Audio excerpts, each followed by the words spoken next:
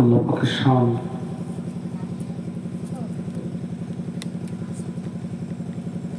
যে আপনারা দীর্ঘক্ষণ ধরে বিদায়ী বক্তা স্নেহভাজন হাফেজ মাওলানা মুফতি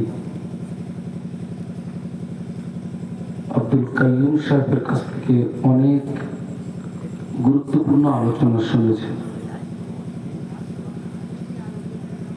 আমি সর্বপ্রথম দোয়া করি আল্লাহ পাক তার আলোচনাকে কবুল করুন। সাথে সাথে মহান আল্লাহ তার আলোচনাকে আমাদের সকলের জীবনে ফায়দামান করুন।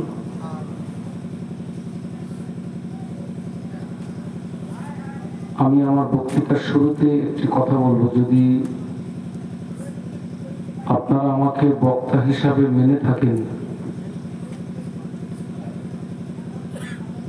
প্রত্যেকটা কাজের একটা সৌন্দর্যতা আছে। আমার মনে হচ্ছে যারা ডান সাইডে চেয়ারে বসে আছেন,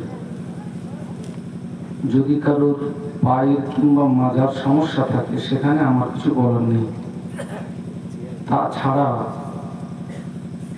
বাদ বাকি লোকগুলো মনে হয় এই নিচে এসে বসলে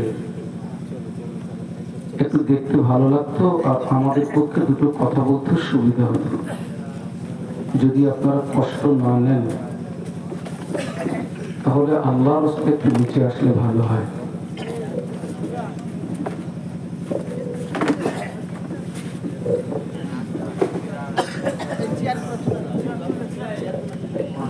সামনে বসুন, সামনে বসে লোক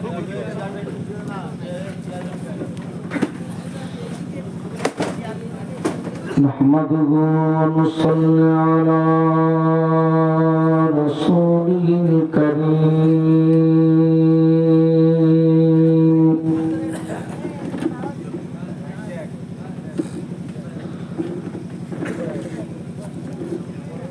أما بعد فيا أيها الحاضرون يرحمكم الله.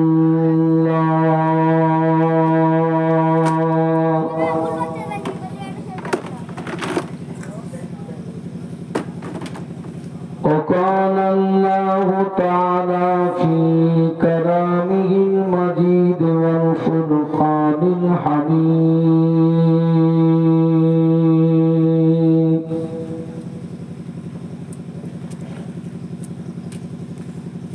إن الله وملائكته يصلون على النبي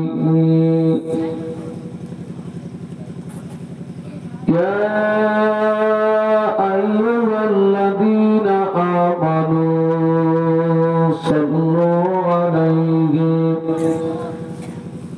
وسلموا تسليما. اللهم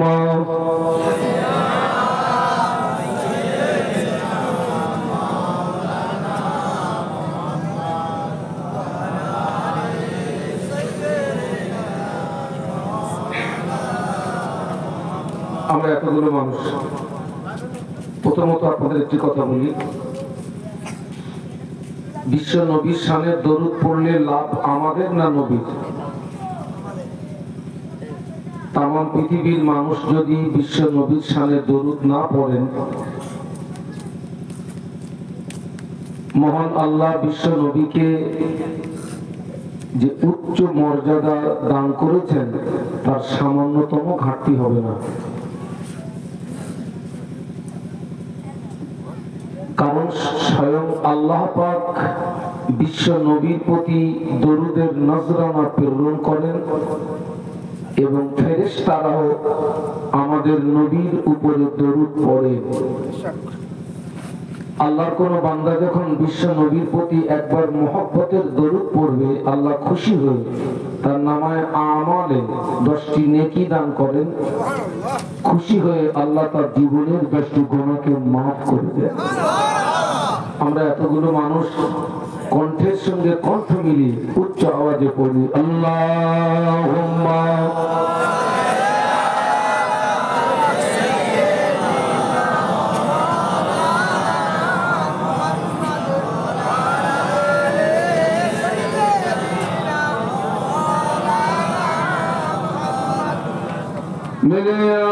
की पुतली में जलवा मोहम्मद का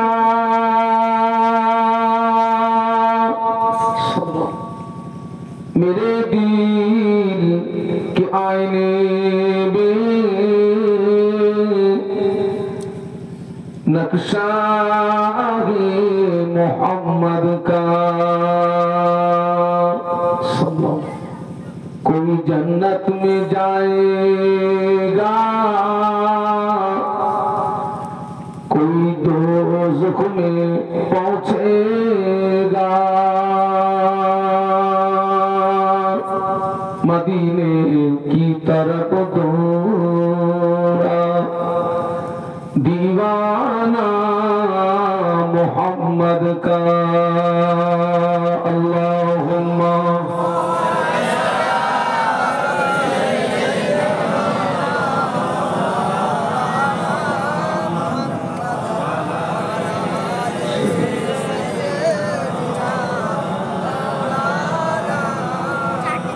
गुलामे मोहम्मद को मैं क्या डर है मुझको, गुलामी में उनकी गुज़रा करूँगा। अजल से पड़ा हूँ मैं कदमों में उनकी, जुदाई न हरगिज़ गवारा करूँगा। अल्लाहुम्मा सल्ली अला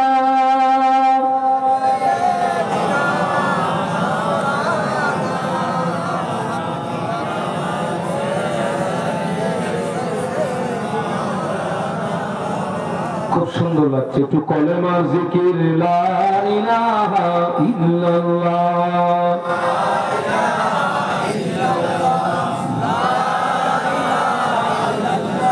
লা ইলাহা ইল্লাল্লাহ মুহাম্মাদুর রাসূলুল্লাহ হাসবি রব্বি জাল্লাল্লাহ माफी कल्बी गैरुल्लाह नूर मोहम्मद सल्लल्लाहु ला इलाहा इल्लल्लाह ला इलाहा इल्लल्लाह ला इलाहा इल्लल्लाह मुहम्मदुर रसूलुल्लाह। अल्लाहुम्मा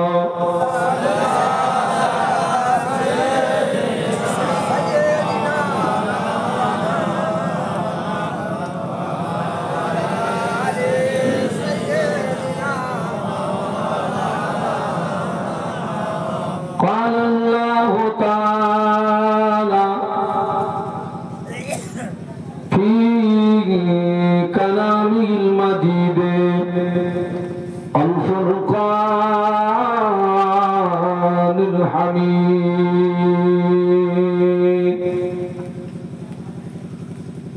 بسم الله الرحمن الرحيم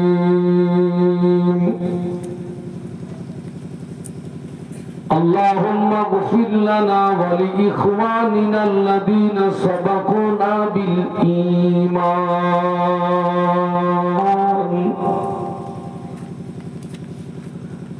قال رسول الله صلى الله عليه وسلم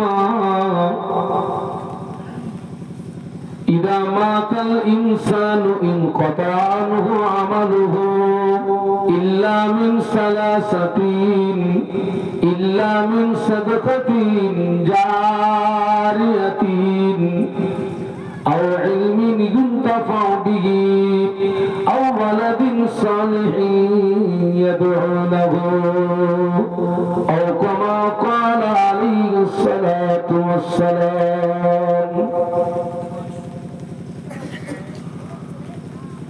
সম্মানীয় আপনাদের মসজিদের যোগ্য ইমাম সাহেব, সম্মানীয় ওলামা হযরত,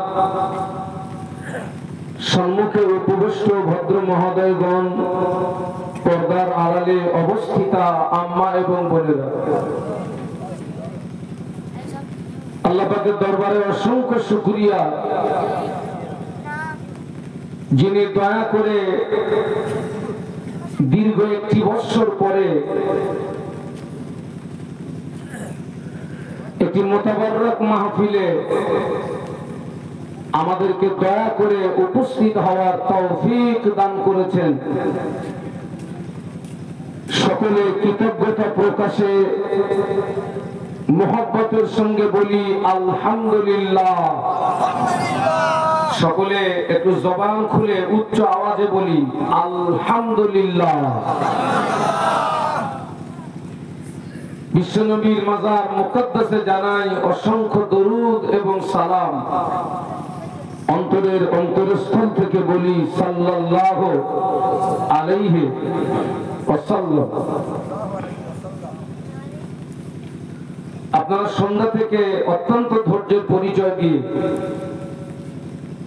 আপনারা দীর্ঘক্ষণ ধরে অনেক আলোচনা শুনেছেন।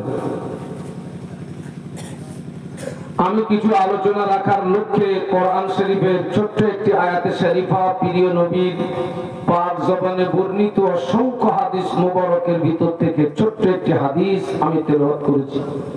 খুব স্বল্প সময়ে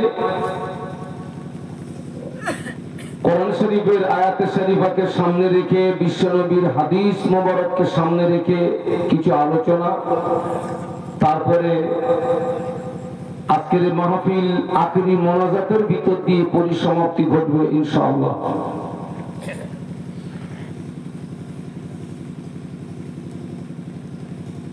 আমি আপনাদেরকে কিছু কিছু কথা জিজ্ঞাসা করব, আপনারা আমার সঙ্গে কথা বলবেন। আজকের এখানে আমরা যত মানুষ আছি, নারী পুরুষ নির্বিশেষে, আমরা কি কেউ দাবি করতে পারবো যে আমি নির্দোষ? না। কারণ আল্লাহ রাসূল বলেছেন কুল্লু বানি আদম খাত্তাউন, প্রতিটি আদম সন্তান গুনাহগার। আমরা সবাই কি বাবা? কম আর বেশি। আল্লাহ রাসূল বলেছেন একজন মানুষ পানিতে নামবে অথচ তার পায়ে পানি লাগবে না, এটি অস্বাভাবিক। পানিতে নামলে পায়ে পানি লাগাটা বলুন স্বাভাবিক। আবার রাসূল বলেছেন মানুষ হিসাবে পৃথিবীতে বিচারণ করবে অথচ গুনাহ হবে না, এটিও অস্বাভাবিক। মানুষ হিসাবে পৃথিবীর জমিনে বিচারণ করতে গেলে গুনাহ হওয়াটাও স্বাভাবিক। আমরা সকলে গুনাহগার, কম বেশি। আমরা সবাই জানি আমাদের আদি পিতা আদম আলাইহিস সালাম, আদি পিতার নাম আর জাতের পিতার নাম ইব্রাহিম খলিলুল্লাহ। আব্বাজান আদম আলাইহিস সালাম আল্লাহ পাকের একটি হুকুম অমান্য করেছিলেন। ইবলিস শয়তান আল্লাহ পাকের একটি হুকুম অমান্য করেছিল।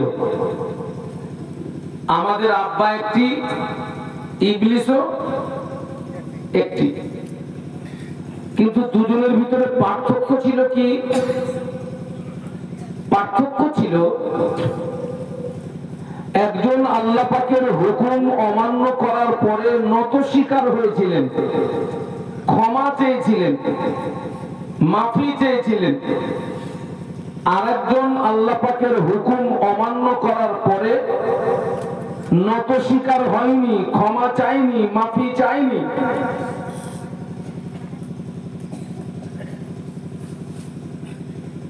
ক্ষমা চাইনি, মাফি চাইনি কে? ইবলিস শয়তান,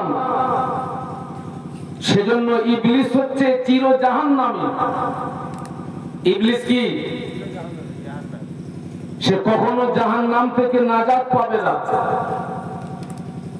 কিন্তু আমাদের আব্বাজান আল্লাহ পাকের একটি হুকুম অমান্য করার পরে তিনি নত স্বীকার হয়েছিলেন, ক্ষমা চেয়েছিলেন। আল্লাহ পাক আমাদের আব্বাজানের লজ্জাকে মাফ করে দিয়ে পুনরায় আবার তাকে তার মনোনীত বান্দা হিসাবে কবুল করে নিয়েছিলেন। একটু জোরে বলুন। তাহলে আমরাও যদি সারা জীবন অন্যায় করার পরে আমরা যদি নত না হই, আমরা যদি ক্ষমা না চাই, তাহলে আমার চরিত্র আর ইবলিসের চরিত্রের ভিতরে কোনো পার্থক্য থাকবে? আমার চরিত্র আর ইবলিসের চরিত্রের ভিতরে যদি পার্থক্য না থাকে, ইবলিসের ঠিকানা হবে যেখানে, ওই ভদ্রলোকের ঠিকানা হবে। আর আমি অন্যায় করার পরে আমি যদি নত স্বীকার হই, আমার আব্বা জানের ঠিকানা যেখানে, ওই সব সন্তানের ঠিকানা হবে আল্লাহ পাকের রহমতের দয়ার জান্নাত। একটু জোরে বলুন। মহব্বতে বলতে পারলেন না বাবা? আল্লাহ পাক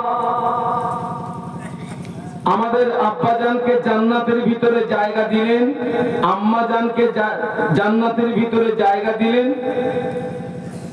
আল্লাহ দুইজনকে অর্ডার দিয়েছিলেন তোমরা জান্নাতের সমস্ত নাজ নিয়ামত ভোগ করবে, কিন্তু আল্লাহ বললেন লা তাকরাবা হাদিহি শাজারা, খবরদার এই গাছটির নিকটবর্তী যেন হবে না। যদি হও ফাতাকুনা মিনাজ জালিমিন, অতঃপর তোমরা দুইজন অত্যাচারীদের দলভুক্ত হয়ে যাবে। শেষবেশ আব্বা এবং আম্মা সেই গাছের নিকটবর্তী হলেন, গাছের ফলটাও খেয়ে ফেললেন।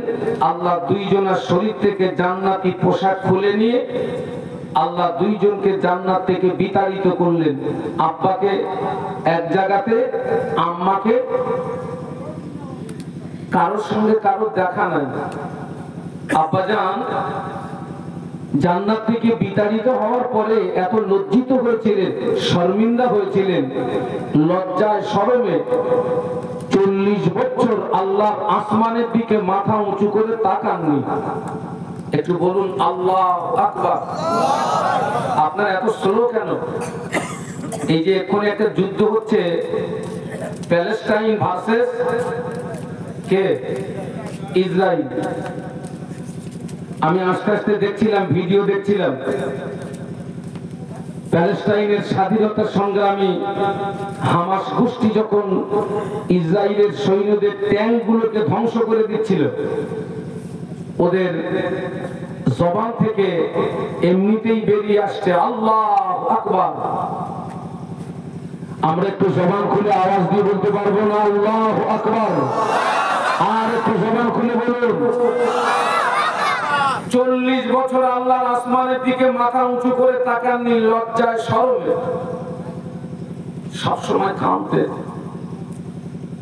ربنا ظلمنا أنفسنا وإن لم تغفر لنا وترحمنا لنكونن من الخاسرين।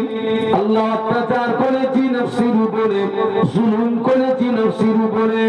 আপনি যদি মাফ না করেন, আপনি যদি ক্ষমা না করেন, আমি আদম ক্ষতিগ্রস্তদের দলভুক্ত হয়ে যাব।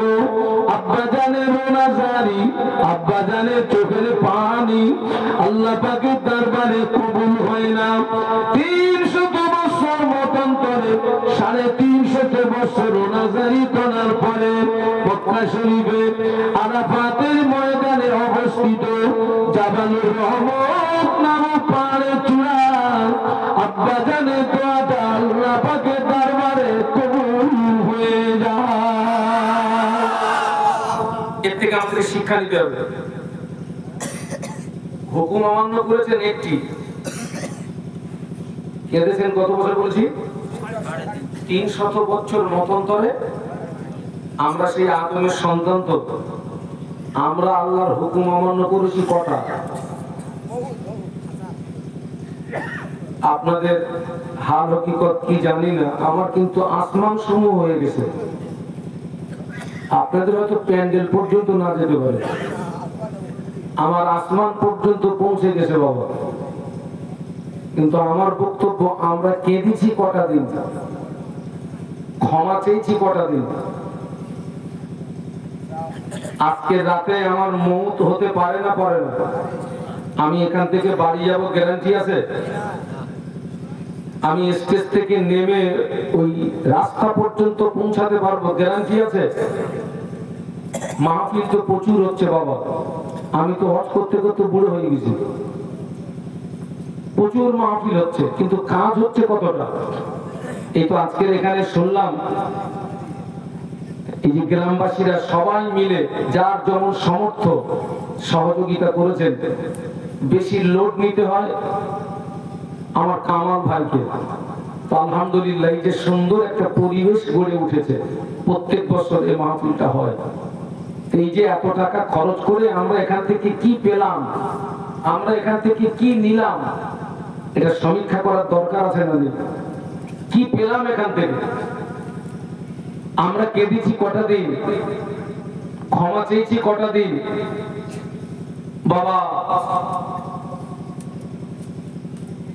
দুই প্রকার চোখকে আল্লাহ জাহান্নামের আগুনে পোড়াবে না। এক চোখ, যে চোখ আল্লাহর ভয়ে কেঁদেছে। কার ভয়ে? আল্লাহর ভয়ে। এই চোখটাকে আমার আল্লাহ জাহান্নামের আগুনে পোড়াবে না। আমাদের ইবাদত আমল কিছুই নেই, পুরো শুকনো কাঠ হয়ে গেছে। কিন্তু যাদের ইবাদত আমলে ভরপুর, তাদের ভিতরে আখিরাতের ভয় ছিল না? ছিল না? আযাবের ভয় ছিল না? ছিল না? জাহান্নামের ভয় ছিল না? ছিল না?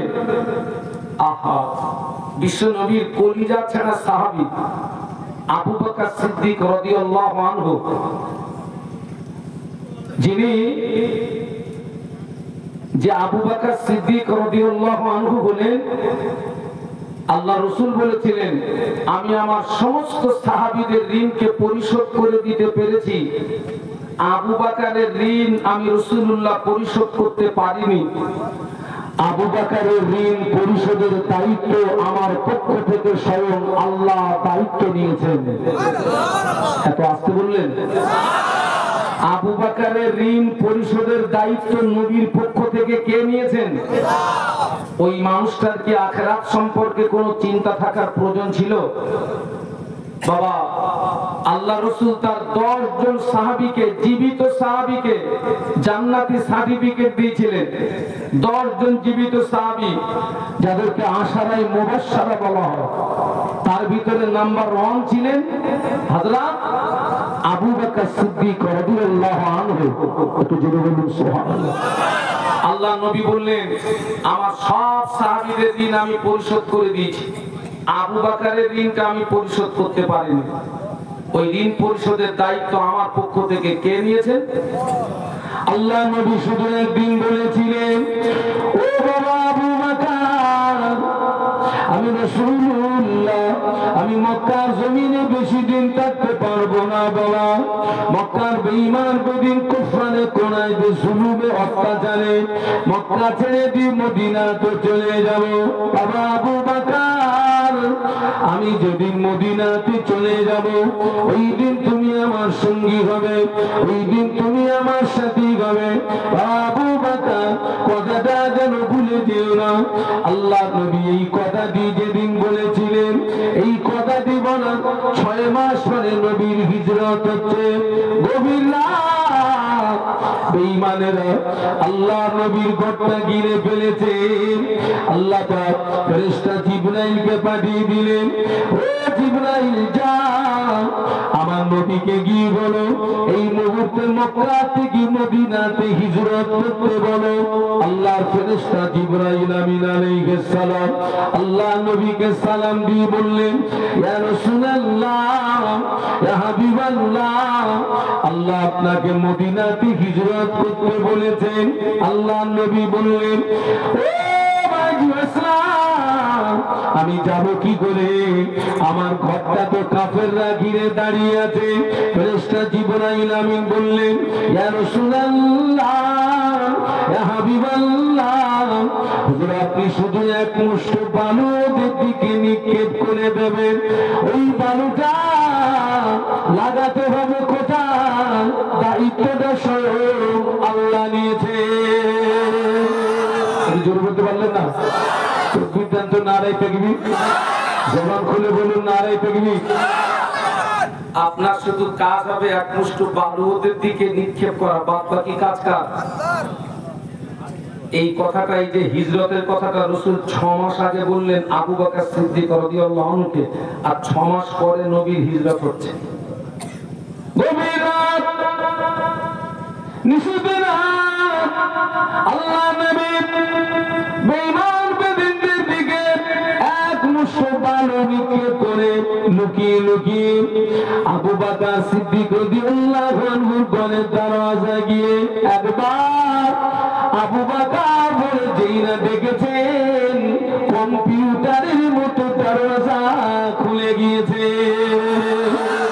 আল্লাহ নবী দেখেন আবু বকর সিদ্দিক রাদিয়াল্লাহু আনহু লাগেজ মাথায় নিয়ে তৈরি হয়ে দাঁড়িয়ে আছে। আল্লাহ নবী জিজ্ঞাসা করলেন, ও আবু বকর, আমি আজকে আসবো, তুমি কি করে জানতে পারলে বাবা তুমি যে তৈরি হয়ে দাঁড়িয়ে আছো? আবু বকর সিদ্দিক রাদিয়াল্লাহু আনহু আল্লাহর নবীর নূরের বদনের দিকে চেয়ে বললেন, ইয়া রাসূলুল্লাহ, ইয়া হাবিবাল্লাহ, হুজুর আপনি আমাকে 6 মাস আগে একদিন বলেছিলেন বাবা আবু বকর, আমি রাসূলুল্লাহ যেদিন মদিনাতে হিজরত করব ওই দিন তুমি আমার সঙ্গী হবে। আমি আবু বকর ওই দিন থেকে বড় পেরেশানিতে ছিলাম, বড় টেনশনে ছিলাম, হুজুর আপনি কখন আসবেন? আমি আবু বকর যদি ঘুমিয়ে যাই, আপনি রাসূলুল্লাহ যদি ঘরের দরজায় দাঁড়িয়ে আবু বকর, আবু বকর, আবু বকর বলে ডাকে, আপনার সঙ্গে বেয়াদবি হয়ে যাবে, আল্লাহ পাক নারাজ হয়ে যাবে। এই কথা মনে করে আমি আবু বকর আপনার ইন্তজারে 6 মাস ঘরের দরজা দাঁড়িয়ে দাঁড়িয়ে রাত কাটিয়ে দিয়েছি। বলতে পারলে না যে নবীর জন্য 6 মাস ঘরের দরজা রাত কাটিয়ে দিয়েছেন, ওটা ইবাদতে শামিল হবে না? আপনার 6 মাস ঘুমোইনি। আপনি কখন আসবেন? আমি যদি ঘুমিয়ে যাই, আল্লাহ নবী খুশি হয়ে গেলেন। কি বলেছিলেন? আল্লাহ নবী বললেন,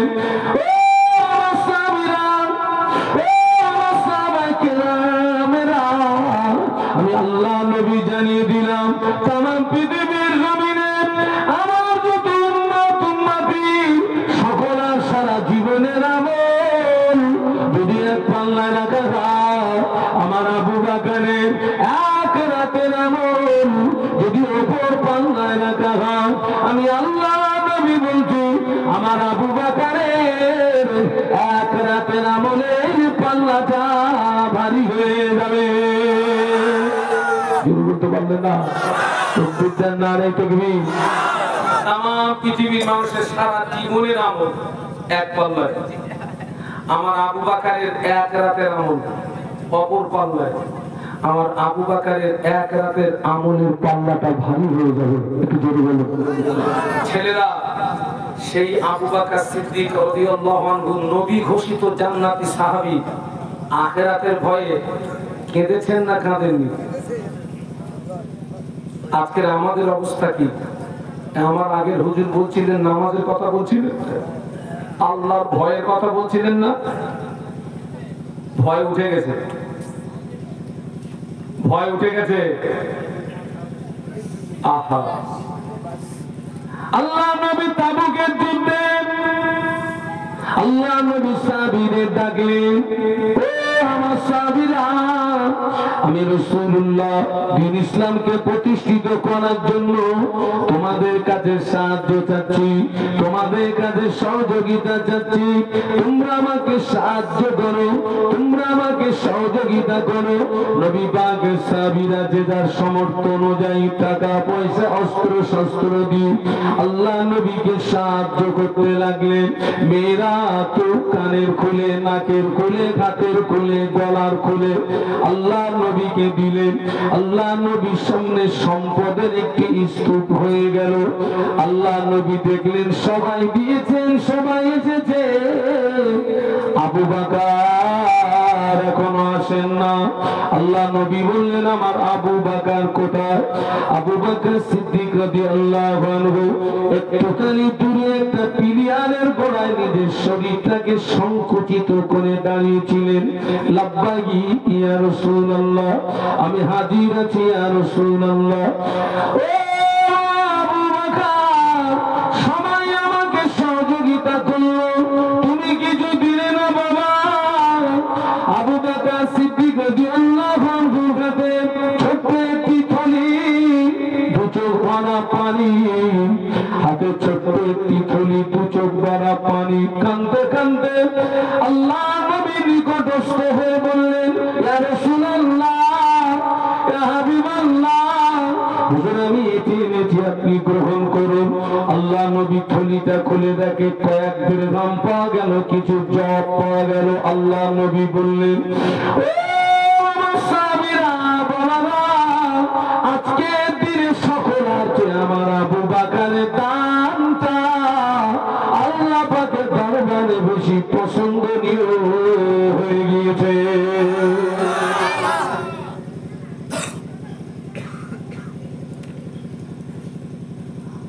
আবু বকর আজকের সকলের চেয়ে আবু বকরের দানটা আল্লাহ পাকের দরবারে সবচেয়ে বেশি পছন্দনীয় হয়ে গিয়েছে। একটু বলুন সুবহানাল্লাহ।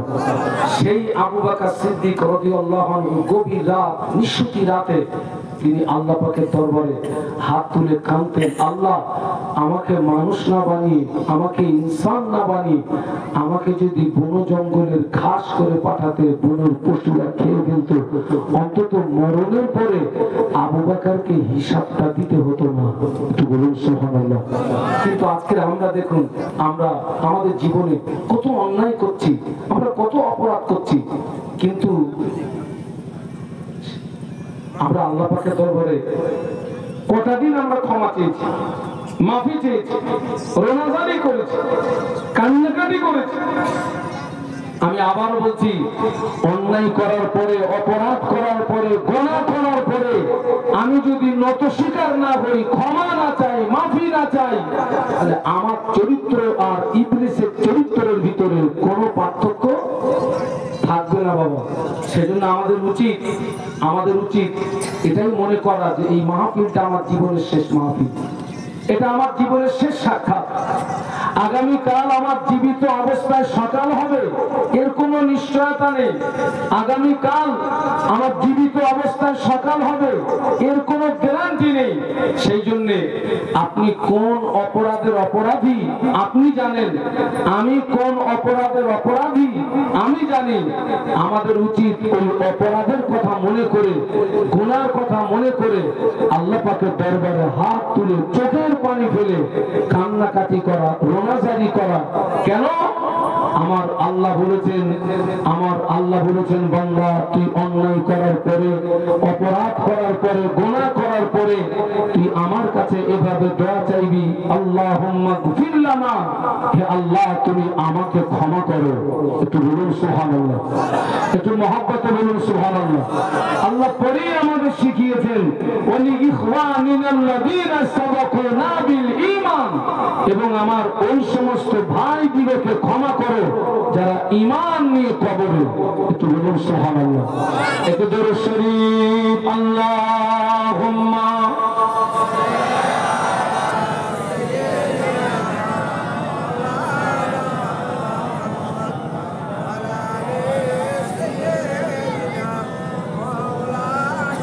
এতগুলো মানুষ আর একটু মহব্বতের সঙ্গে উচ্চারণ করি আল্লাহুম্মা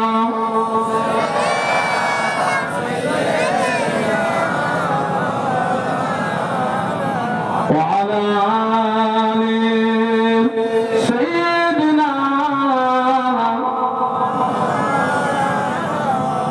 رب أحمد أجل सीने में है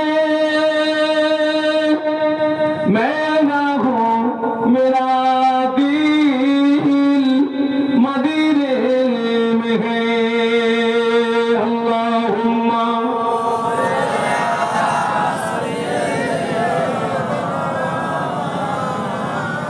وعلى آل سيدنا আজকে দেখুন আমার সমাজ দেখুন এই যে আল্লাহর হুকুম আমরা সবাই জানি 5 ওয়াক্ত নামাজটা কার হুকুম আল্লাহর হুকুম রমজান শরীফের রোজাটা কার হুকুম আল্লাহর হুকুম টাকা থাকলে হজ করতে হবে কার হুকুম টাকা থাকলে যাকাত দিতে হবে কার হুকুম সব আল্লাহর হুকুম আজকে এগুলো জানার পরেও এখনো নারী পুরুষ নির্বিশেষে আমার সমাজে বেনামাজি বেরোজগার এখনো যথেষ্ট পরিমাণে আছে না নেই যথেষ্ট পরিমাণে আজকে লোক বাবা পরিষ্কার কথা বলছি সারা জীবন যদি অশোনেন আর সারা জীবন যদি মাহফিল দেন নামাজ যদি না পড়েন আপনি নাজাত পাবেন আমার জানা নেই 11 বছর মাদ্রাসায় পড়াশোনা করে নামাজ না পড়ে নাজাত পাওয়া যাবে এমন কোন কথা কোথাও পাইনি কিয়ামত পর্যন্ত যদি মাহফিল দিই আর কিয়ামত পর্যন্ত যদি ওয়াজ শুনি নামাজ যদি না পড়ি আল্লাহর হুকুম নামাজ এটা কোন পীরের হুকুম নয় আলেমের হুকুম নয় মসজিদের ইমামের হুকুম নয় নামাজ হচ্ছে আমার রবের হুকুম আজকে আপনি লক্ষ্য করে দেখুন আমার সমাজ নারী পুরুষ নির্বিশেষে এখনো যথেষ্ট পরিমাণে বেনামাজি আমার সমাজে গিজগিজ করছে আল্লাহ পাক এদেরকে হেদায়েত নসিব করুন একটু বলুন আল্লাহুম্মা বলুন আল্লাহুম্মা আমার ভাইরা একটা মানুষ যখন মারা যাবে তার লাশ যখন কবরস্থ করা হবে ওই যে ফেরেশতারা 3টে প্রশ্ন করে মান রব্বুকা তোমার রব কে ফেরেশতারা প্রশ্ন করবে তোমার রব কে আমাদের রব তো আল্লাহ আর নামাজ আল্লাহর হুকুম আমি সেই আল্লাহর হুকুম মানিনি আমি রমজানের রোজা আল্লাহর হুকুম আমি আল্লাহর হুকুম মানিনি টাকা থাকলে হজ করতে হবে আমি আল্লাহর হুকুম মানিনি টাকা থাকলে যাকাত দিতে হবে আমি আল্লাহর হুকুম মানিনি আমাকে যখন কবরে প্রশ্ন করা হবে তোমার রব কে আপনাদের কি মনে হয় আমি কি ওই প্রশ্নের জবাবটা দিতে পারবো বাবা কখনোই সম্ভব নয় কারণ জবাব দেওয়ার মতো কাজ তো আমি পৃথিবীর জমিনে করিনি আমি আহারে এই পৃথিবীর জমিনে যত নবী রাসূল এসেছেন প্রত্যেকটা নবী রাসূল হচ্ছেন বেগুনাহ মাসুম সুবহানাল্লাহ বলুন না সব নবী কি বেগুনাহ মাসুম নবীদের আগের এবং পরের কোনো গুনাহ নাই একটু সুবহানাল্লাহ বলুন আমাদের নবী বেগুনাহ মাসুম হওয়া সত্ত্বেও তিনি নামাজ পড়তেন না পড়তেন না আহা আল্লাহ নবী বসে বসে না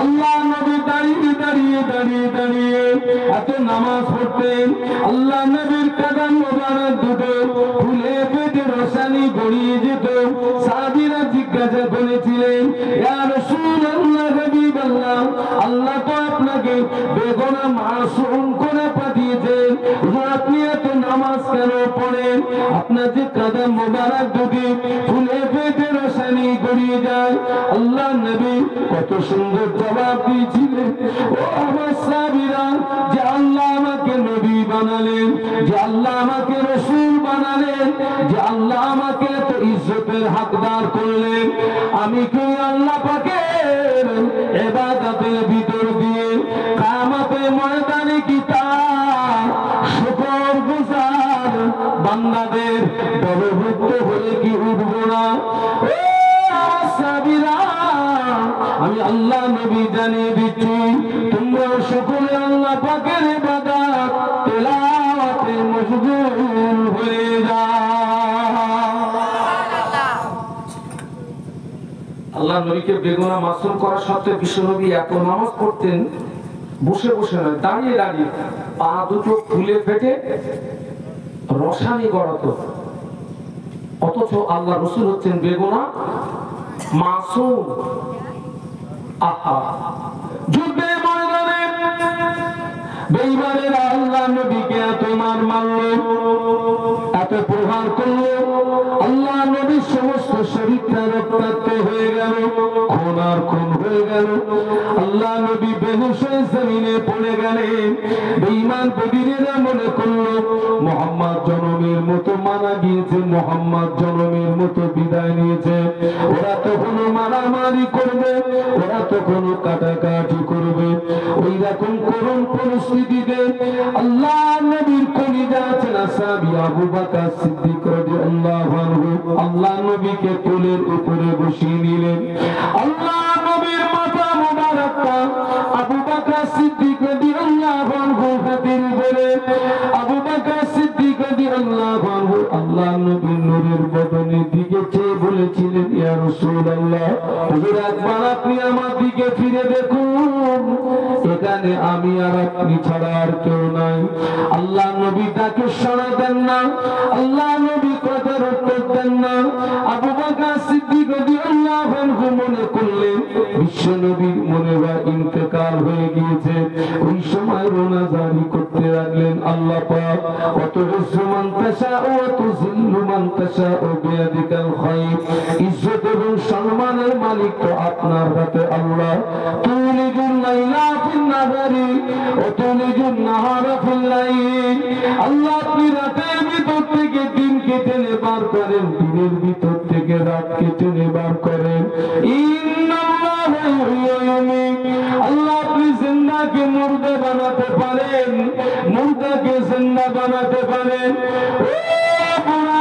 আল্লাহ পাক এত ক্ষমতার মালিক যেখানে আপনার কাছে। আল্লাহ আমি আবু বকরের চাওয়া যদি অপরাধ হয়, আমি আবু বকরের বলা যদি অপরাধ হয়, আমি আবু বকর সহ্য করতে পারি না। আল্লাহ আমি আবু বকর দয়া করি আপনি আমাকে মেরে দিন, আমার জানের বিনিময়ে আপনার নবীকে পুনর্জীবন নসিব করুন। জোরে বলুন আমি মরে যাই, আমি মরে গেলে ইসলামের ক্ষতি হবে না, কিন্তু বিশ্ব নবী যদি এক্ষুনি ইন্তেকাল হয়ে যায়, ইসলামটা অকালে মৃত্যুর কোলে ঢলে পড়বে। হুজুর কাঁদছিলেন। আল্লাহ নবী আবু বকর সিদ্দিক রাদিয়াল্লাহু আনহু দুটোটা চোখের গরম পানি বিশ্ব নবী নূরের বদনে যেই পড়ে গেল, আল্লাহ নবী হুঁশ ফিরে পেলেন। একটু বলুন সুবহানাল্লাহ। হযরত আবু বকর সিদ্দিকের দিকে চেয়ে চেয়ে দেখছেন। আবু বকর সিদ্দিক রাদিয়াল্লাহু আনহু আল্লাহ নবীকে বললেন, হুজুর আপনার কোনো কষ্ট হচ্ছে? আল্লাহ রাসূল বললেন, আবু বকর কষ্ট হচ্ছে কিনা পরে বলবো, আগে বলো সূর্য কি ডুবে গিয়েছে? জানো আমার আসরের নামাজটা পড়া হয়নি। আবু বকর সিদ্দিক রাদিয়াল্লাহু আনহু বললেন, হুজুর সূর্য ডুবে যায়নি, সূর্য ডুবে যাওয়ার পূর্ব মুহূর্ত আর কিছু সময় পরে সূর্য ডুবে যাবে। আল্লাহ রাসূল বললেন, আবু বকর আমার হাত দুটো ধরে দাঁড় করিয়ে দাও, আমি আসরের নামাজটা আদায় করে দিই। আবু বকর সিদ্দিক রাদিয়াল্লাহু আনহু বলেছিলেন, ইয়া রাসূলুল্লাহ, হাবিবাল্লাহ, আপনার সমস্ত শরীরটা রক্তাক্ত, খুন আর খুন। হুজুর আপনাকে এখন নামাজ পড়তে হবে না, হুজুর আপনি এখন একটু বিশ্রাম করুন। মাগরিবের নামাজের পরে নাই নামাজ কাজা পড়ে দেবেন, মাগরিবের নামাজের পরে নাই নামাজ কাজা আদায় করে দেবেন। আল্লাহ নবী বললেন, না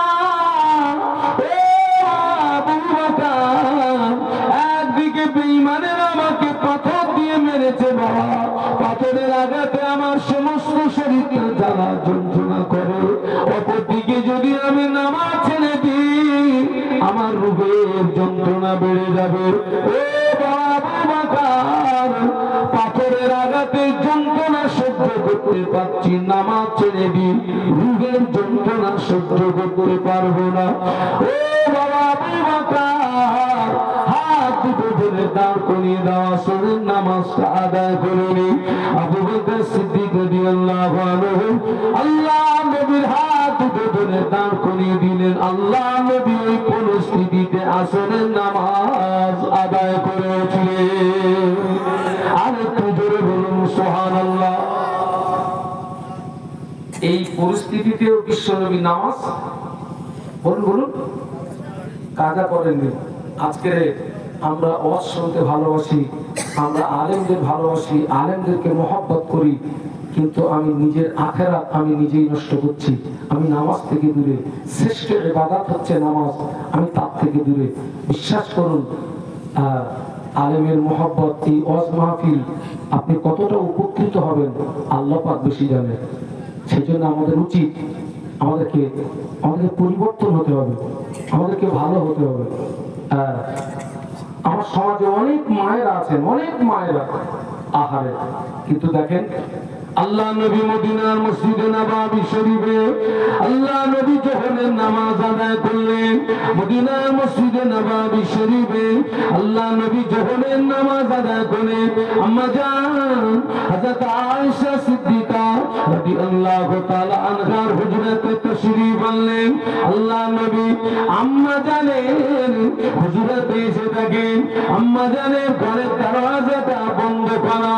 আল্লাহ নবী ঘরের বাইরে দাঁড়িয়ে একবার সালাম দিলেন, ভিতর থেকে সালামের উত্তর আসে না। আল্লাহ নবী দ্বিতীয়বার সালাম দিলেন, ভিতর থেকে সালামের উত্তর আসে না। আল্লাহ নবী তৃতীয়বার সালাম দিলেন, ভিতর থেকে সালামের উত্তর আসে না।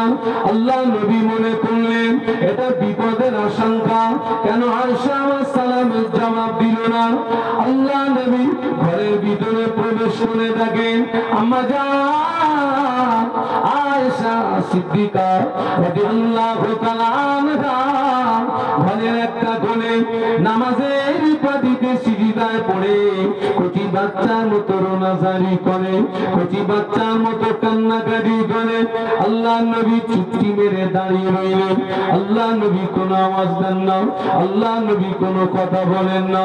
কিছু সময় পরে আম্মা জান সিজদা থেকে মাথা তুললেন। আল্লাহ নবী জিজ্ঞাসা করেন, এই দুপুরের সময় তুমি কেন ঘরের দরওয়াজা জানালা বন্ধ করে দিয়ে কাঁদছো? আম্মা জান আল্লাহ নবী নূরের বদনের দিকে চেয়ে বলেছিলেন, ইয়া রাসূলুল্লাহ হাবিবাল্লাহ, আমি আয়েশা আপনার জন্য রান্না করছিলাম, হঠাৎ রান্না করতে করতে উনানের ভিতর থেকে এক টুকরা দুধ আমি আয়েশার হাতের উপরে পড়ে গেল। জ্বালার যন্ত্রণা সহ্য করতে পারি না। ওই সময় জাহান্নামের কথা মনে পড়ে গিয়েছে। পৃথিবীর আগুনের চেয়ে জাহান্নামের আগুনের ক্ষমতা আরো 70 গুণে বেশি হবে। পৃথিবীর আগুনের চেয়ে জাহান্নামের আগুনের তাপ আরো 70 গুণে বেশি হবে। আল্লাহ পাক কোন কারণ বশত আমি আয়েশা আল্লাহ যদি আমার জাহান্নামী বানিয়ে দেয়, আমি আয়েশা জাহান্নামের আগুন সহ্য করতে পারবো না। এই কথা মনে করে আমি আয়েশা রান্না বান্না বন্ধ করে ঘরের দরওয়াজা বন্ধ করে দিই, নামাজের পাটিতে সিজদায় পড়ে আমি আল্লাহ পাকের জাহান্নামের ভয়ে কাঁদছি। একটু জোরে বলা যায় না?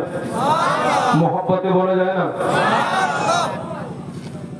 আমি দরজা বন্ধ করে নামাজের পাটিতে সিজদায় পড়ে আল্লাহ জাহান্নামের ভয়ে কাঁদছি। কারণ দুনিয়ার আগুনের চেয়ে জাহান্নামের আগুনের তাপটা হবে আরো 70 গুণে বেশি। বাবা, যারা ইচ্ছাকৃত নামাজ ছেড়ে দেবে, এক ওয়াক্ত নামাজ ছেড়ে দিলে আল্লাহ ওই ব্যক্তিকে 2,88,00,000 বছর জাহান্নামের আগুনে ফেলে পোড়াবে। একটু বলুন নাউজুবিল্লাহ। 2,88,00,000 বছর। আল্লাহ নবী কি জবাব দিয়েছিলেন? দুনিয়াটা হলো কান্নার জায়গা, দুনিয়াটা হাসির জায়গা নয়। বিবি আয়েশা, দুনিয়াটা হলো কান্নার জায়গা। তুমি দুনিয়াতে যত কাঁদবে, দুনিয়াতে যত রোনাজারি করবে, তোমার চোখের পানি যদি আল্লাহ পাকের দরবারে কবুল হয়ে যায়, আল্লাহ পাক তোমার 2 ফোঁটা চোখের পানির ওসিলায় আল্লাহ কোটি কোটি বছরের জাহান্নামের আগুন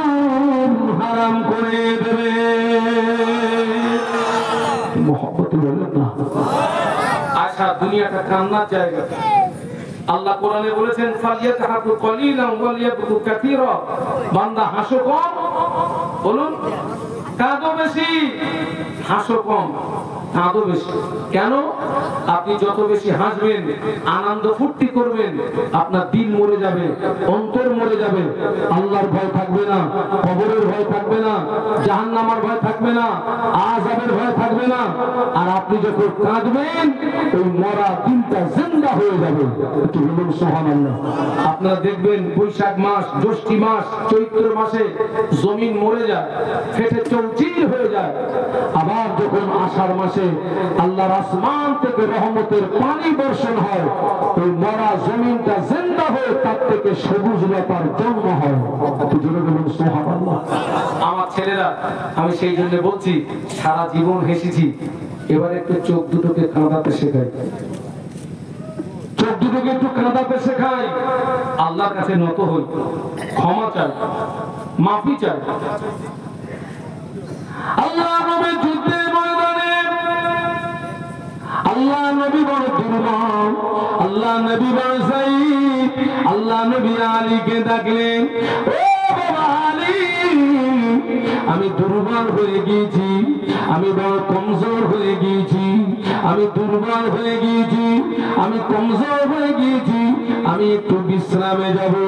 আলী কাররামাল্লাহু ওয়াজহাহু বললেন, ইয়া রাসূলুল্লাহ, হাবিবাল্লাহ, এটা তো মরুভূমি, বালু আর বালু, হুজুর আপনি কোথায় বিশ্রাম করবেন?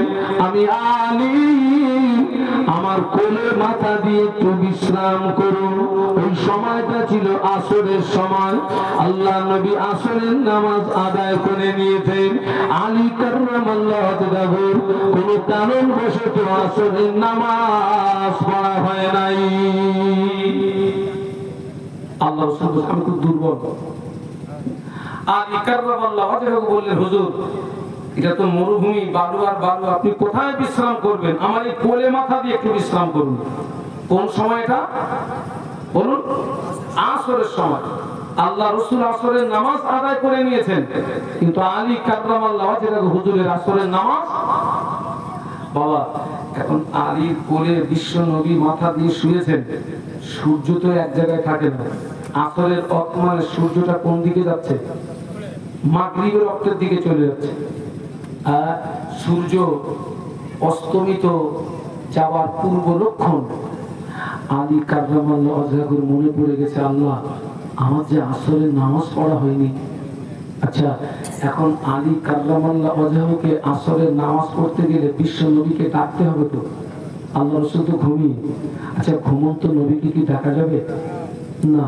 আবার চিন্তা করছেন, নবীকে যদি না ডাকি তো আমার নামাজটা কি হবে? কাজা হবে। আর এক ওয়াক্ত নামাজ যদি কাজা হয়, 2,88,00,000 বছর জাহান্নাম। জাহান্নামের কথা মনে পড়ে গেছে। কার মনে পড়ে গিয়েছে? আলী কাররামাল্লাহু ওয়াজহাহু। মদিনার মসজিদে নববী শরীফে আল্লাহ নবী বসে আছেন। ফেরেশতা জিবরাইল আমিন আলাইহিস সালাম আল্লাহ নবীকে এসে সালাম দিলেন, আসসালামু আলাইকা ইয়া রাসূলুল্লাহ, হাবিবাল্লাহ। আল্লাহ নবী সালামের জবাব দিয়ে ফেরেশতা জিবরাইলের দিকে তাকিয়ে থাকেন। ফেরেশতা জিবরাইলের চেহারাটা বিকৃতি হয়ে গিয়েছে, বিকট আকৃতি।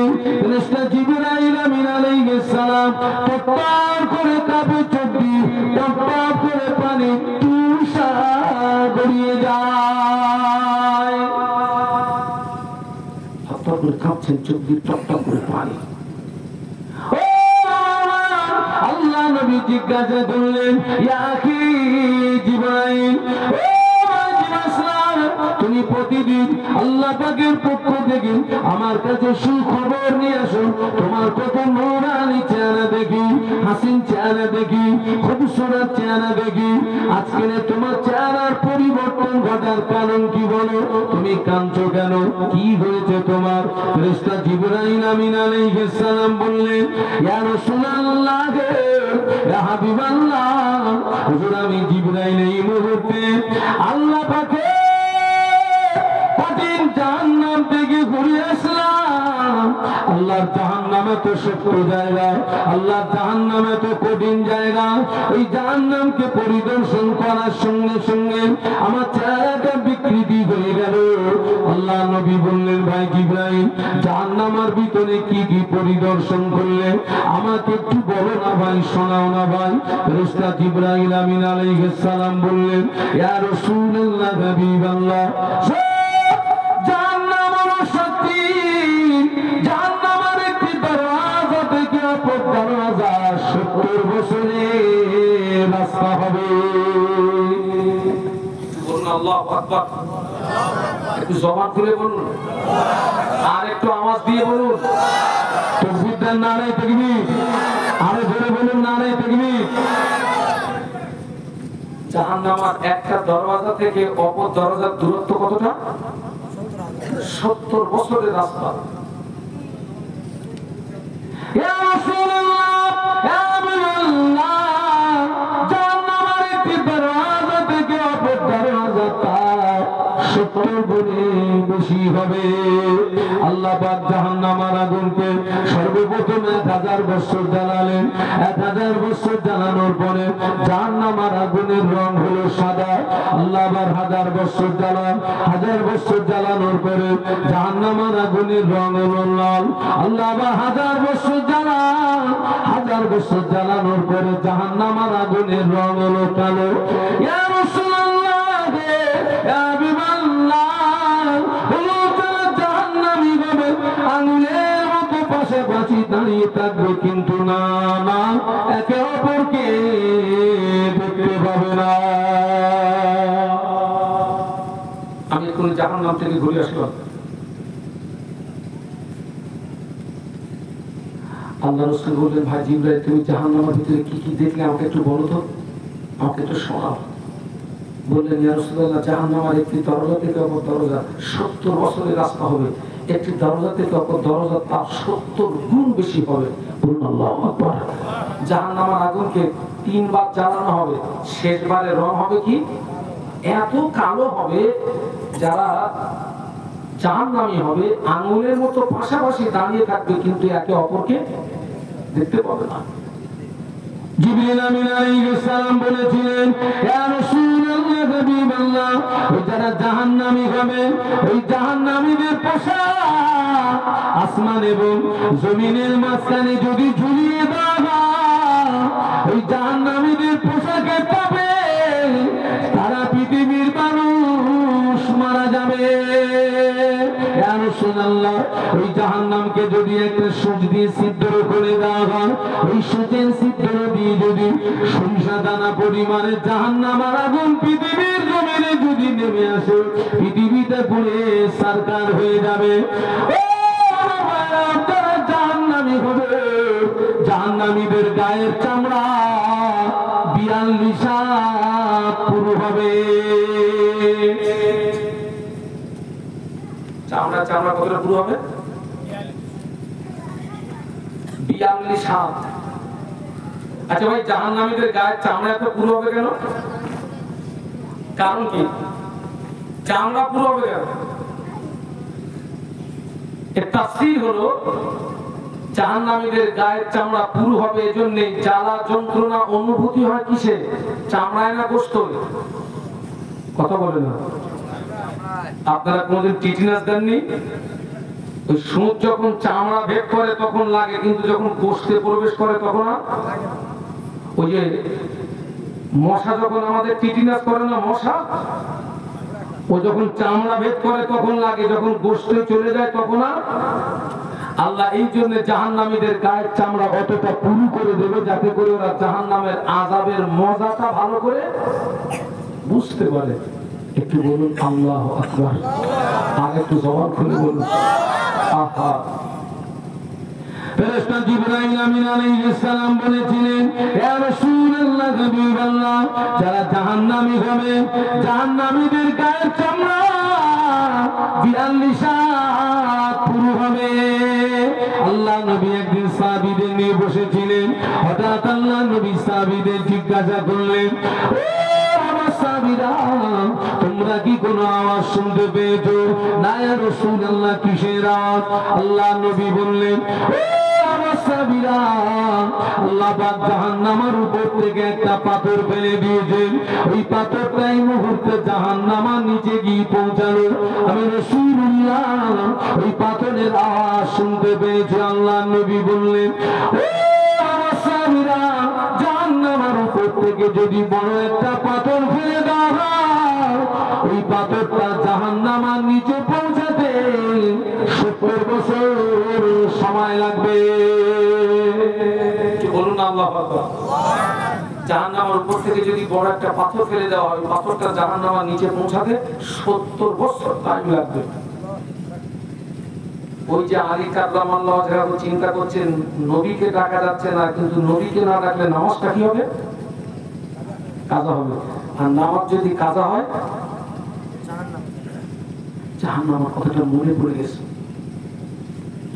আলী কাররামাল্লাহু তাআলা জাহান্নামের কথা মনে করে কাঁদছিলেন দুফোঁটা চোখের গরম পানি আল্লাহ নবীর নূরের বদলে যেই পড়ে গেছে আল্লাহ নবী ঘুমটা ভেঙে গেল আলীর দিকে চেয়ে দেখে আলীর চোখে পানি আল্লাহ রাসূল বলছেন আলী তুমি কাঁদছো কেন কি হয়েছে তোমার কি হয়েছে ইয়া রাসূলুল্লাহ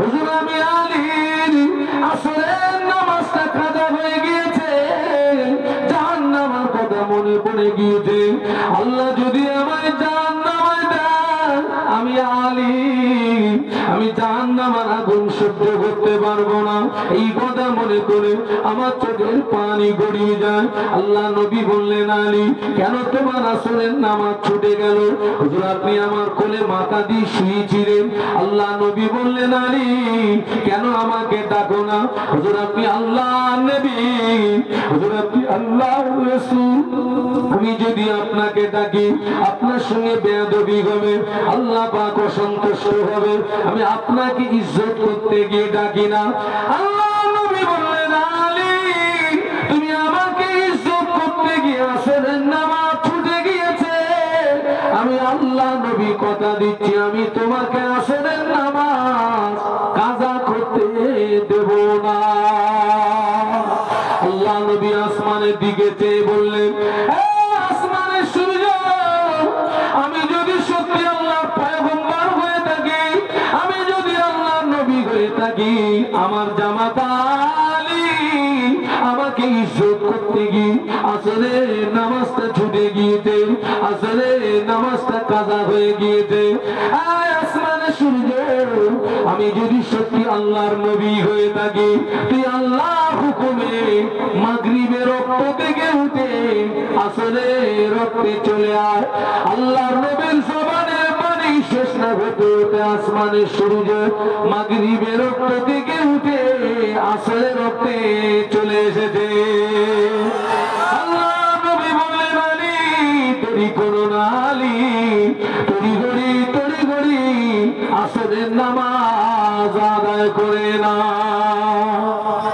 মহব্বতে বলতে পারলেন না জোরে বলতে পারলেন না আরে আলী কাররামাল্লাহু তাআলার কোলে নবী ঘুমাচ্ছিলেন তাই ওনার আসরের নামাজ কি হয়ে গেছে আমাদের কোলে কে ঘুমাচ্ছে ও তাহলে আপনারা শয়তানকে দেখতে পান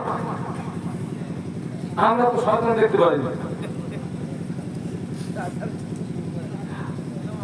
আপনারা তো শয়তান দেখতে পান আজও পর্যন্ত আমি তো শয়তান দেখতে পারবো না আল্লাহু আকবার আমার সোনার ছেলেরা মায়েরা বোনেরা ফিরে আসুন পৃথিবীটা হচ্ছে ক্ষণস্থায়ী আখিরাত বলুন বলুন আমরা কিন্তু দুনিয়ার মোহে পড়ে দুনিয়ার মায়ায় দুনিয়ার মহব্বতে আমরা আখিরাত ভুলে গিয়েছি কিন্তু দুনিয়াটা হচ্ছে ক্ষণস্থায়ী আখিরাত চিরস্থায়ী আমি দুনিয়াকে বলি এটি হচ্ছে একটি ওয়েটিং রুম এটি ওয়েটিং রুম ওই আপনারা দেখবেন রাস্তার ধারে ধারে সরকার থেকে সব বিশ্রামাগার করে দিয়েছে আপনি ওখানে গিয়ে ওয়েট করবেন যে লাইনের বাসের ইন্তজারে আপনি আছেন বাস আসলে গাড়ি আসলে আপনি ওই গাড়িতে উঠে যাবেন তো আমরা এখানে ওয়েট করছি আজরাইলের ডাক আসলেই মৃত্যুর গাড়িতে আমাদের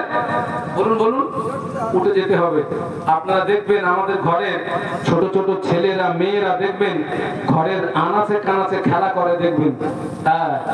ওদের ভিতরে কেউ আব্বা সাজে, কেউ মা সাজে, কেউ ছেলে সাজে, কেউ মেয়ে সাজে। এই রাস্তার ধুলি বালু নিয়ে ভাত রান্না করে আর গাছের লতা পাতা ছিঁড়ে সবজি বানায়। দেখেছেন কোনদিন প্র্যাকটিক্যালে? ওদের ভিতরে কেউ আব্বা সাজে, কেউ মা সাজে, কেউ ছেলে সাজে, কেউ মেয়ে সাজে। তুমুল রান্না হচ্ছে, কয়েক কোটি লোক খাবে। কেউ রান্না করতেছে, কেউ বাঁচতেছে, কেউ জাল দিচ্ছে, কেউ কুটতেছে। রান্না হয়ে গেছে, কলার পাতা বিছিয়ে দিয়ে এক মুঠো করে মেরে দিয়েছে, থ্রি নট থ্রি চালের ভাত। কি গো, রাস্তার ধুলো।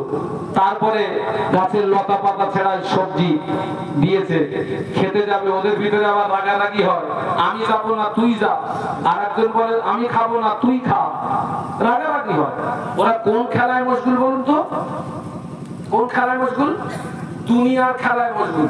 কোন খেলা ছেলেরা? আর জোরে বলো, আমরা কোন খেলায় মশগুল? দুনিয়ার খেলায়। কিন্তু ওই ছেলেটা আসল পিতা একবার যদি পিছন দিক দিয়ে ডাকে, আরে বাবা তোর নানুজির বাড়ি যাব, ওই সময় ছেলেটা সাথীদের বলে, আমার সঙ্গী সাথীরা থাকলে তোদের ভাতের হাড়ি, চললাম আমি নানার বাড়ি। ওর আসল পিতা যদি ওকে নানার বাড়ি যাওয়ার লোক দেখায়, ও কি আর খেলবে বলে মনে হয়? থাকলো হাঁটলাম। এটা বাস্তব না বাস্তব? ওই মেয়েটা আসল মা যদি পিছন দিক দিয়ে ডাকে, ও মা ফাতেমা, আরে মা তোর নানুজির বাড়ি যাব, ওই সময় ওই মেয়েটা সাথীদের বলে, ও আমার সঙ্গী সাথীরা থাকলে তোদের সবজির গাড়ি, চললাম আমি নানার বাড়ি। যুবকেরা দুনিয়ার খেলায় মশগুল হয়ে গিয়েছি, আখিরাতের কথা ভুলে গিয়েছি, নামাজ ভুলে গিয়েছি, রোজা ভুলে গিয়েছি। যেদিন আজরাইলের ডাক আসবে আমাদের বক্তব্য হবে, থাকলো তোদের ভাতের হাড়ি, চললাম আমি আসল বাড়ি। কোনটা আসল বাড়ি? কোনটা? আপনাদের কি সুগার টুগার হয়েছে নাকি? চিঁচি করতেছেন কেন সব? হ্যাঁ, আমি একটা হাই সুগারের রোগী। তকবীর দেন তো, নারায়ে তাকবীর। আরো জোরে বলুন, নারায়ে তাকবীর। আসল বাড়ি হচ্ছে কবর। কোনটা? কবর। থাকলো তোর ভাতের হাড়ি, চললাম আমি আসল বাড়ি। আমার ছেলেরা, আমার মায়েরা, আমাদেরকে ভালো হতে হবে, আমাদেরকে পরিবর্তন হতে হবে। আল্লাহ আমাদেরকে খাতেমা বিল খায়র নসিব করুন, আল্লাহুম্মা আমিন। যাদের জীবন ভরা আমল, আখিরাতের ভয় ছিল তাদের ভিতরে, আমাদের আমল ইবাদত কিচ্ছুও নেই, ভয়ও। আল্লাহ নবীর বড় বিবি, আমাদের বড় আম্মা জান হযরত খাদিজাতুল কুবরা রাদিয়াল্লাহু তাআলা আনহা, আল্লাহ নবীকে একদিন কাছে ডেকে বলেছিলেন, ইয়া রাসূলুল্লাহ, ইয়া হাবিবাল্লাহ, হুজুর আপনি আমার স্বামী, আমি আপনার স্ত্রী। হুজুর আপনি আমার স্বামী, আমি আপনার স্ত্রী। স্ত্রী হিসাবে আপনার কাছে যা কিছু চাওয়ার পাওয়ার নেওয়ার, আমি খাদিজা তার চেয়ে আপনার কাছে আরো বেশি পেয়েছি। মহব্বতে বলা যাবে না? আচ্ছা, আমাদের বিবিরা এই কথাটা স্বীকার করে? ওদের যদি সামান্য মানের ত্রুটি হয়, সারা জীবনের অবদান কবরে দিয়ে দেবে, 1 মিনিটে শেষ। আম্মা জান বলছে, হুজুর আপনি আমার স্বামী, আমি আপনার স্ত্রী। স্ত্রী হিসাবে আপনার কাছে যা কিছু চাওয়ার পাওয়ার নেওয়ার, আমি খাদিজা তার চেয়ে অনেক গুণে বেশি পেয়েছি। তবে ইয়া রাসূলুল্লাহ, আজকে আমার জীবনের শেষ দুটো দাবি আপনার কাছে রাখবো, আখির দাবি, বিদায় দাবি। কি দাবি?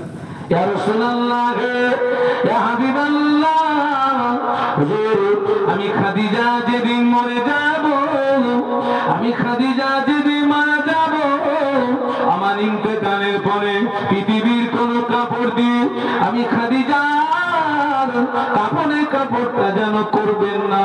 হুজুর আপনার মাথায় যে সবুজ পাগড়ি, আপনার মাথার পাগড়ি, অথবা আপনার গায়ের চাদর, অথবা আপনার গায়ের জুব্বা দ্বারা আমি খাদিজার কাপড়ের কাপড়টা খুলে দেবেন। হুজুর আপনি কি আমার দাবিটা মেনে নিলেন? হয় আপনার মাথার পাগড়ি, তা না হলে আপনার গায়ের চাদর, তা না হলে আপনার গায়ের জুব্বা মোবারক, যে কোনো একটাকে দিয়ে আমার কাপড়ের কাপড়টা করে দেবেন। পৃথিবীর দোসরা কোনো কাপড় দিয়ে যেন আমার কাপড়ের কাপড়টা করবেন না। আল্লাহ নবী বললেন, খাদিজা, এই দাবিটা আমার কাছে কেন রাখলে? আম্মা জান বলেছিলেন, ইয়া রাসূলুল্লাহ, ইয়া হাবিবাল্লাহ, হুজুর আমি খাদিজা, আমার শত বিশ্বাস আপনার কোন পোশাক দিয়ে পৃথিবীর কোন ঈমানদারের যদি কাপড়ের কাপড় করে দেওয়া, আপনার পোশাকের বাবার কাছে আপনার শরীরের বরকতে ওই ব্যক্তিটার কবরের আযাব মাফ হয়ে যায়। বলতে বললেন না, আমার দাবিটা মেনে নেন। দুই নাম্বার দাবি হলো, ইয়া রাসূলুল্লাহ, হুজুর আমি খাদিজা যেদিন মরে যাব, আমি খাদিজা যেদিন মারা যাব, আমার ইন্তেকালের পরে আমার লাশ গোসল দিয়ে কাফনের কাপড় পরিয়ে খাটিয়ায় কোণে তুলে নি, কবরের ভিতরে সবাই শুইয়ে দিই, 3 মুঠো করে মাটি দিই। যখন চলে আসবে, আপনি রাসূলুল্লাহ যেন চলে আসবেন না, আমি খাদিজার কবরের দিকে একটু চেয়ে চেয়ে দেখবেন। হুজুর আপনি কি আমার দাবিটা মেনে নিলেন? হুজুর আপনি কি আমার প্রস্তাবটা মেনে নিলেন? আল্লাহ নবী বলেছিলেন, খাদিজা, আমার আগে যদি তোমার মওত হয়ে যায়, আমার আগে যদি তোমার ইন্তেকাল হয়ে যায়, আমি রাসূলুল্লাহ তোমার জীবনের বিদায়ী দাবি মেনে নিলাম।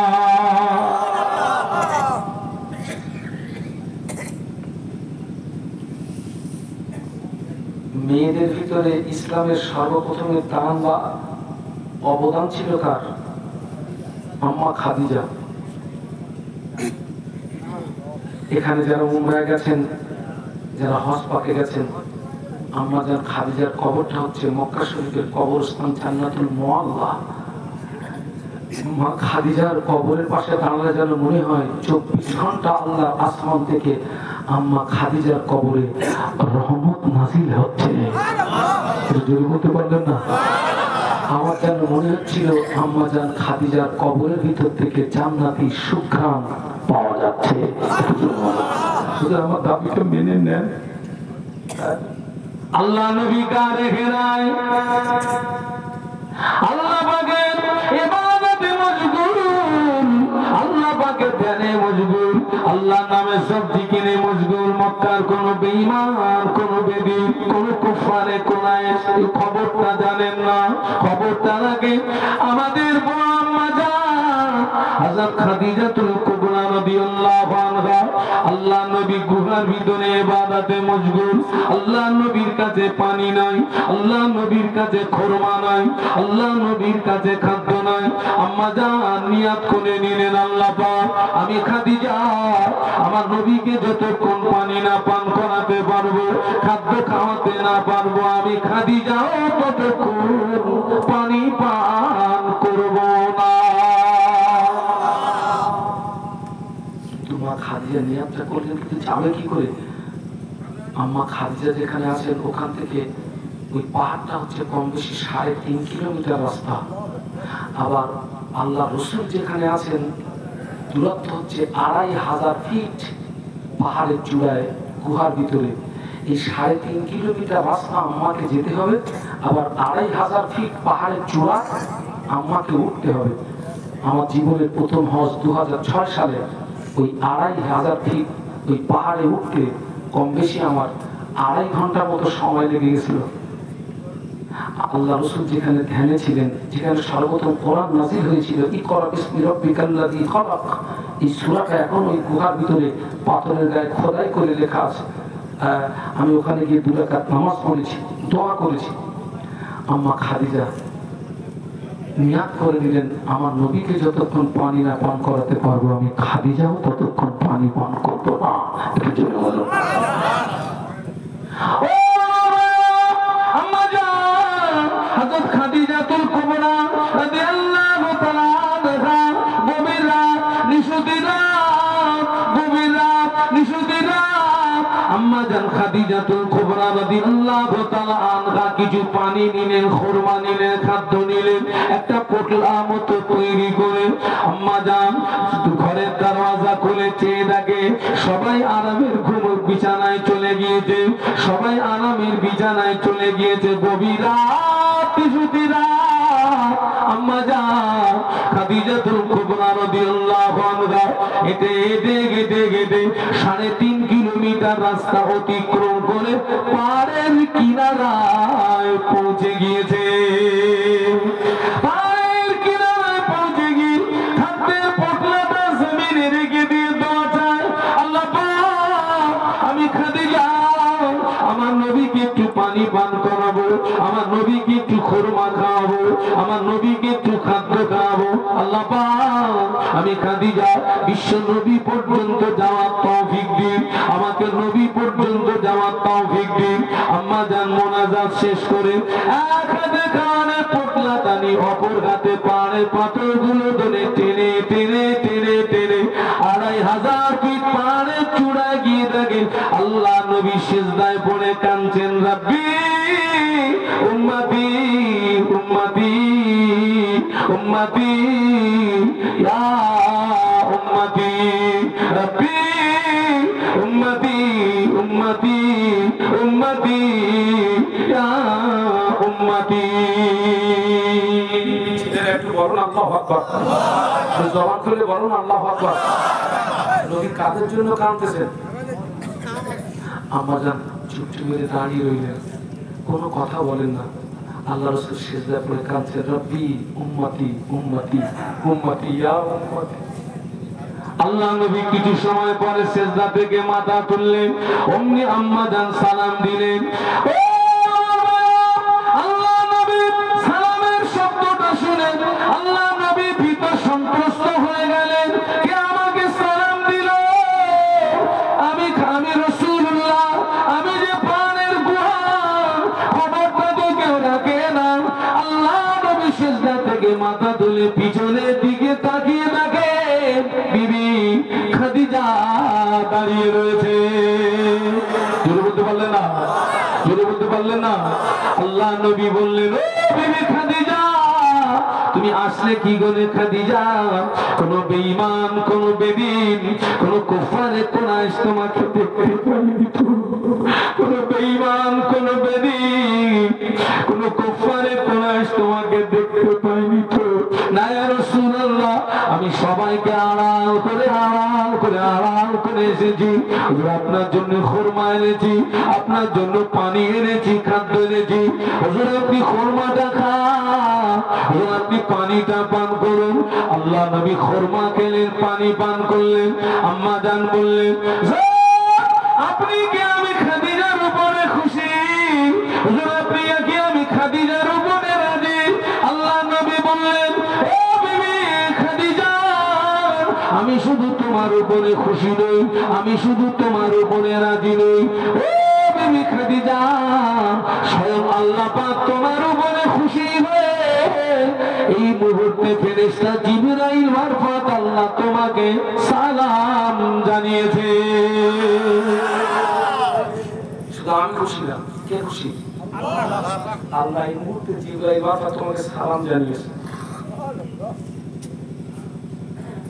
সেই মা খাদিজা, যে মা খাদিজা টোটাল বিষয় সম্পত্তি সব কিছু দিন ইসলামের জন্য বিশ্বনবীর কদমে বিলিয়ে দিয়েছিলেন।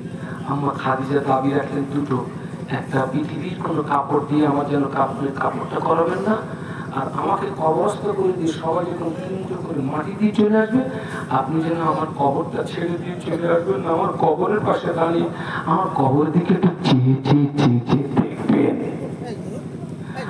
এই দাবি রাখার 2.5 মাস পরে আম্মা খাদিজার ইন্তেকাল হলো।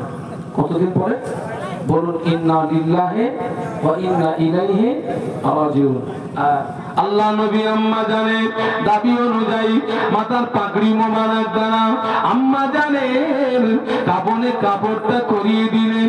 আল্লাহ নবী মাথার পাগড়ি মোবারক দ্বারা আম্মা জানের কাফনে কাপড়টা করে দিয়েছিলেন। আম্মা জানের লাশটাকে নিয়ে মক্কা শরীফের কবরস্থান জান্নাতুল মুআল্লা জান্নাতুল-মুআল্লাতে দাফন করে নবী পাকের সাহাবীরা 3 মুঠো করে মাটি দিয়ে মিনহা খলাকনাকুম ওয়া ফিহা নুঈদুকুম ওয়া মিনহা নুখরিজুকুম তারাতান উখরা সবাই 3 মুঠো করে মাটি দিয়ে চলে আসেন।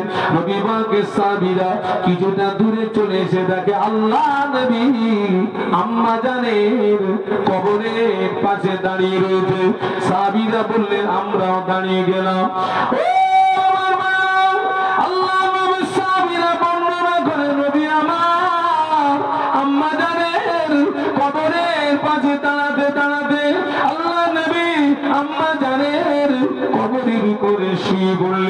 আল্লাহ নবী আম্মা জানের কবরের উপরে শুয়ে পড়ে সিনা মোবারক দ্বারা আম্মা জানের কবরের মাটির উপরে চাপ দিতে লাগলেন।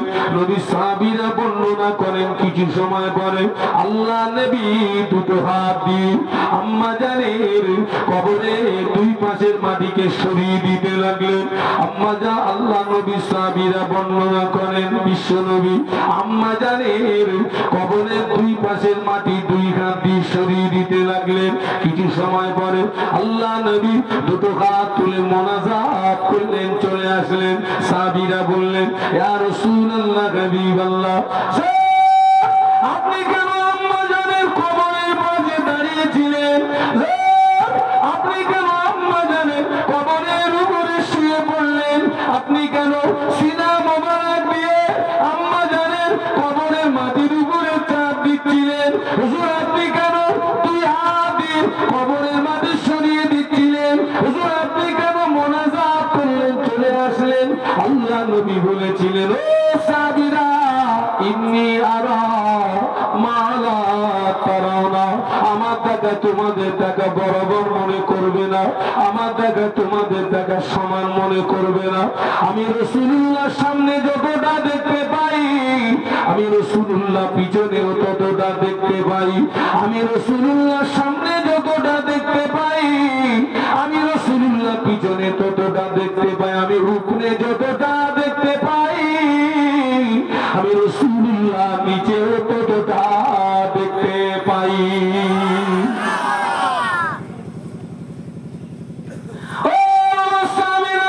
আমি তোমাদের আম্মা জানের কবরের পাশে দাঁড়িয়েছিলাম, আমি দেখতে পেলাম খাদিজার কবরটা ছোট হয়ে আসছে, খাদিজার কবরটা সংকীর্ণ হয়ে আসছে। আমি রাসূলুল্লাহ দেখতে পারলাম না।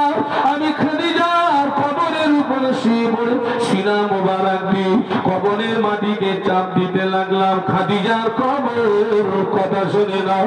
আমি রাসূলুল্লাহ আমার দুটো হাত দিয়ে কবরের 2 পাশের মাটি সরিয়ে দিতে লাগলাম। খাদিজার কবর কথা শুনে নাও। আমি রাসূলুল্লাহ আল্লাহ পাকের দরবারে হাত তুলে দোয়া করতে লাগলাম। ওই মোনাজাতের ভিতরে আল্লাহর পক্ষ থেকে একটু আওয়াজ আসে, আয় খাদিজার কবর আমার হাবিবের মনে ব্যথা দিও না। আয় খাদিজার কবর আমার হাবিবের মনে ব্যথা দিও না। আমি আল্লাহ পাক আমার হাবিবের চোখের পানি সহ্য করতে পারি না। আমার স্বামীরা এই আওয়াজ আমার কানে আসার সঙ্গে সঙ্গে আমি রাসূলুল্লাহ দেখতে পেলাম খাদিজার কবরটা চড়া হয়ে গেল।